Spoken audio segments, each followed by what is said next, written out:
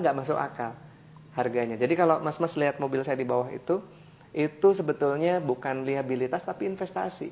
Karena saya dari 10 tahun yang lalu main supercar, kemudian saya jual unitnya, saya belum pernah mengalami saya jual itu dengan harga lebih murah, belum pernah.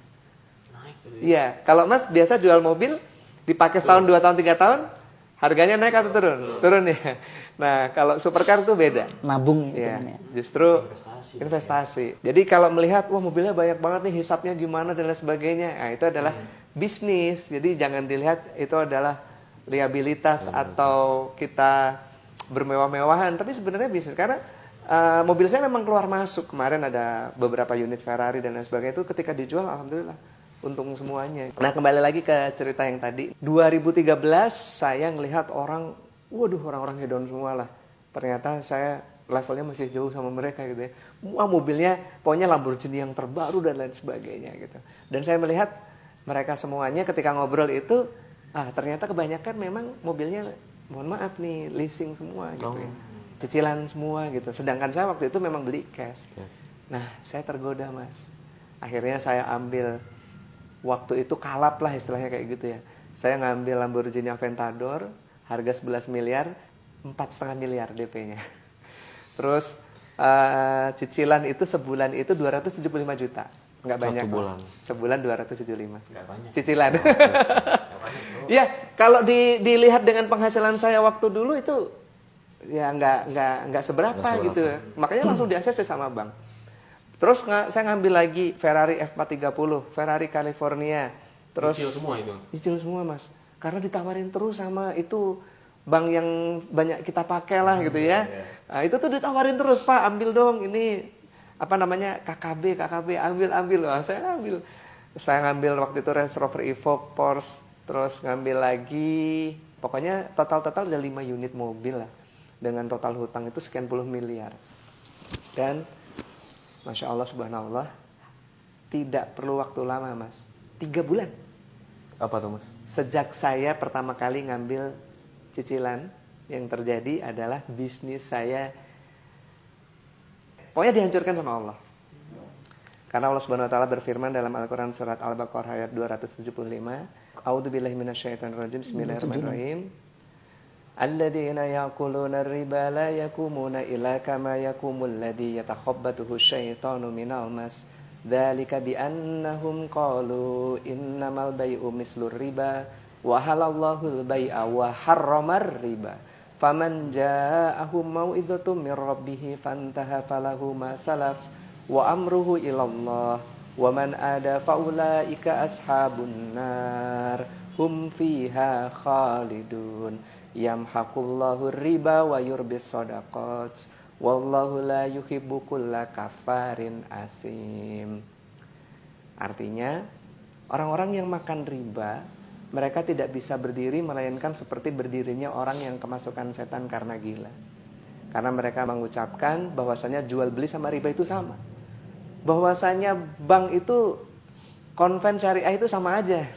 Wa halallahul bai'a wa harrama riba. Padahal jelas Allah itu telah menghalalkan jual beli dan mengharamkan riba. Jadi riba itu jelas haram. Peringatan bagi pelaku riba di ayat ke-276-nya, yamhaqullahu riba wa yurbis shadaqat. Allah akan memusnahkan riba. Wah, itu udah ancaman Allah itu. Al-Baqarah 276, yamhaqullahu riba. Orang yang makan riba pasti dihancurkan. Kalau enggak berarti istidraj. Kalau istidraj berarti dia nanti dipol-polin di dunia untuk memaksimalkan azabnya di neraka nanti. Kita kan nggak mau gitu kan. Nauzubillahi min dzalik. Nah, makanya kalau orang-orang seperti kita ini, orang yang disayang sama Allah ini, kalau kita berbuat salah, sama seperti seorang orang tua yang sayang sama anaknya. Kalau anaknya berbuat salah, ngebut-ngebutan di jalan, nggak pakai helm. Wah, itu kalau anak saya ambil, saya gamparin pantatnya gitu kan. Apakah saya jahat sama anak saya? Enggak, karena saya sayang sama dia. Kalau dia kebut-kebutan di jalan, nggak pakai helm, ya celaka nanti dia. Teman-teman nih yang ngambil riba, kemudian kok bisnisnya malah melempem. Nah, itu Allah sayang sama teman-teman. Allah akan memusnahkan harta riba gitu. Jadi saya doakan teman-teman yang memulai usahanya bisa tanpa riba, insya Allah. Karena ketika teman-teman mulai usaha dengan riba, bukan untung yang didapat, tapi buntung. Itu yang saya alamin. Saya dulu merasa bahwasanya bisnis saya ini kalau saya ngambil ruko, saya ambil ruko sampai 24 unit. Di Surapati Kor itu. Semuanya riba. Ngambil mobil, pokoknya hutang saya itu puluhan miliar lah waktu itu. Dengan cicilan per bulan itu lebih dari 2 miliar. Allah mengingatkan saya dengan seketika. Bisnis hancur semuanya. Pendapatan yang tadinya miliaran per bulan jadi nol. Jadi yang tadinya kita dimuliakan menjadi dihinakan. Buka pintu langsung. Orang-orang di depan rumah pakai jaket hitam. Jaket kulit ya, jaket kulit itu. Itu sehari bisa 4-5 bang. 4-5 bang. Iya. Saya drop itu 2013 sampai 2017, Mas. Ya, kita akhirnya alhamdulillah 2017 saya dikenalkan sama sahabat saya namanya Pak Haji Suroto. Beliau ngajak saya sama Mas Randu itikaf. Termasuk nanti malam kita Dery itikaf. Sulaiman. Sama Bang Dery Sulaiman juga. Nah, dari 2017 ke 2019 lah itu mulai ada perbaikan-perbaikan ekonomi dan hutang lunas semuanya alhamdulillah. Kita sedekah yatim dan lain sebagainya. Cuman yang jadi perbedaan sekali ya ditolong Allah sama sebelumnya itu adalah di tahun 2020. Kondisi pandemi. Saya dulu jualan eco racing, Mas. Pernah dengar? Ya. Ya, 2017 sampai 2019 saya itu jualan eco racing. Makanya saya bilang tadi kan 2017 saya diajak itikaf, disitulah muncullah eco racing. Mulailah ada perbaikan gitulah. Mulai penghasilan, lunas hutang dan lain sebagainya seperti itu. Cuman 2020 apa yang terjadi? Pandemi. Ya. Orang nggak bisa bepergian. Lockdown, PSBB. Kira-kira orang pakai mobil motor nggak? Enggak.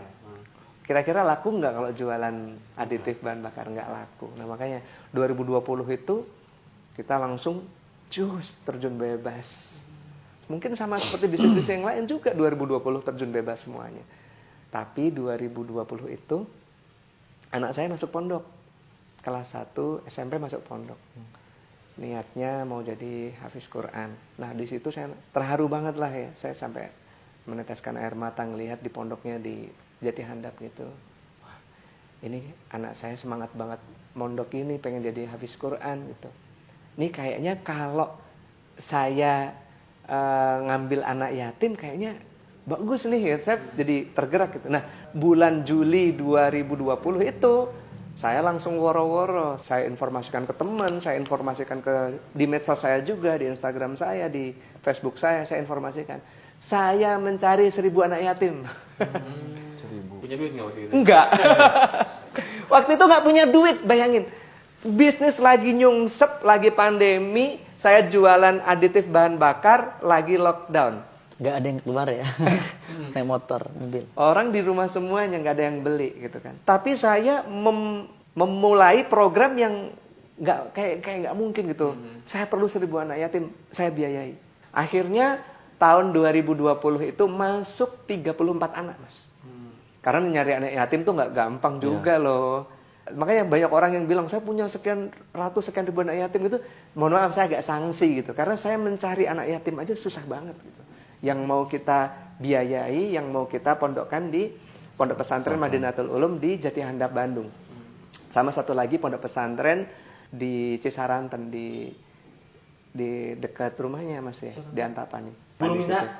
Betul. Guru Minda. Sekarang di situ udah sekitar 50-an di situ. Iya. Yang tahun ini ya, itu dari seluruh Indonesia Mas, nggak cuma dari Bandung, ada yang dari Padang, ada yang dari Riau gitu ya. Kita tiket pesawat saya bayarin semuanya. Per anak itu biaya itu per bulan itu 1,5 sampai 2 juta per anak. Kalau 10 anak aja udah 20 juta. Belum tiket pesawatnya, kalau dia mudik lebaran itu kan harus kita bayarin gitu kan. Saya mondokinnya pun bukan di pondok pesantren yang biasa, tapi pondok pesantren yang cukup bagus gitu. Di pondok pesantren yang anak saya mondok di sana juga. Ya ayyuhalladzina amanu in tansurullaha yansurukum wa yusabbit aqdamakum. Al-Quran Surat Muhammad ayat 7. Barang siapa yang menolong Allah, menolong agama Allah, maka Allah akan menolongnya dan memberikan kedudukan di muka bumi. Itu saya rasakan dalam hitungan cuma beberapa bulan. Setelah itu, nah akhir tahun, pupuk saya meledak. Booming. Pupuk? Iya, saya jualan pupuk. Nggak ada produknya ya. Iya. Selain produk ini tuh kita jualan pupuk. Pupuk apa Mas? Pupuk semua jenis tanaman, Mas. Padi, sayuran, kopi, dan yang lagi Sawit. booming sekarang sawit. Nama pupuknya apa? Eco farming.